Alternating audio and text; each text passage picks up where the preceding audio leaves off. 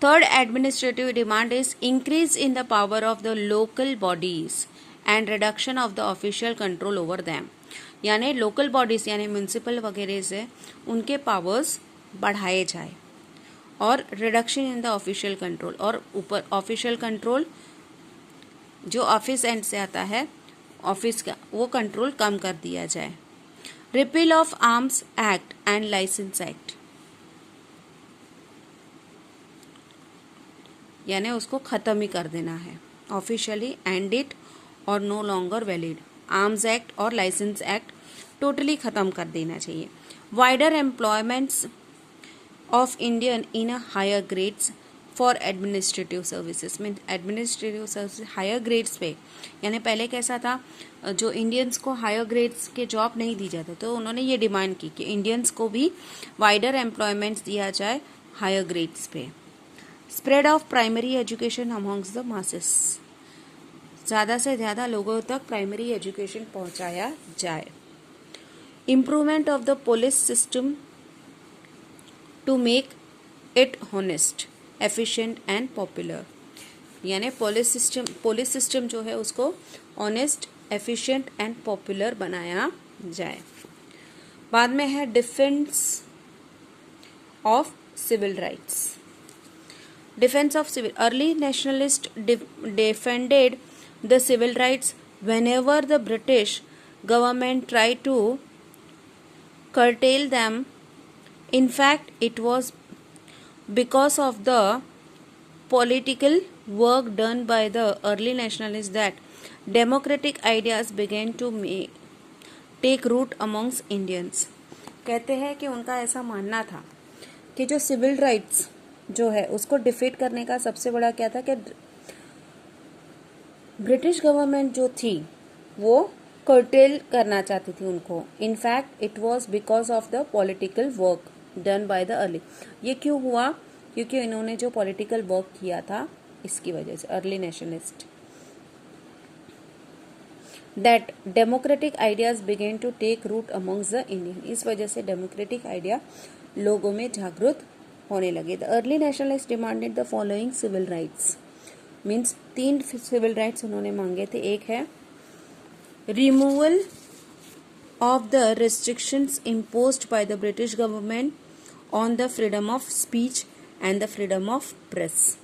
Means जो उन्होंने freedom of speech और फ्रीडम ऑफ प्रेस पे जो उन्होंने रिस्ट्रिक्शंस लगाए थे वो रिस्ट्रिक्शंस गवर्नमेंट ने हटा लेने चाहिए. Okay. See, abolition of the Preventive Detention Act and restoration of individual liberties. अरे liberties, जो लिबर्टीज है, इंडिविजुअल लिबर्टी जो हमें दी जाती है उस लिबर्टीज को, और डिटेंशन एक्ट जो है उसको एबोलिश कर देना चाहिए. उसके बाद है restoration of right to assemble and to form associations. Right to assemble और राइट टू एसोसिएशंस को इसको रिस्टोर किया जाए. The early nationalist were the practical. They wanted to win freedom by the gradual process. यानी early nationalist जितने भी थे वो प्रैक्टिकल थे, उनको फ्रीडम पाना था लेकिन ग्रेजुअली, बहुत इससे. They did not aim at a high demands because they wanted to work on the lines of least restricts. Means उनके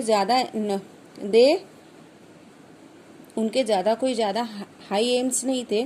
वो ऐसा चाहते थे कि वो लीस्ट रिस्ट्रिक्शन मीन्स कम से कम रिस्ट्रिक्शन में वो काम करे. Besides, they did not want to arrows serious opposition. लेकिन वो एकदम सीरियसली उनका अपोजिशन नहीं चाहते थे. ओके. ये थे अभी method of early nationalist. Means early nationalist के मेथड क्या थे? The method popularly known as a constitutional agitations method are followed by the early nationalist. They believed in the policy of constitutional agitations within the legal framework. Means constitutional agitation जो करना है वो legally करना है. And slow orderly political progress, और अच्छे से orderly ये करें. The method adopted by the early nationalist had to objectives. यानी जो मेथड उन्होंने अपनाए उसके दो ऑब्जेक्टिव्स थे. फर्स्ट मेथड क्या थे, फर्स्ट सेट ऑफ मेथड क्या थी. The first objective was to educate people in India in a moderate politics. Means Indian लोगों को एजुकेट करना, मॉडरेट पॉलिटिक्स किया गया.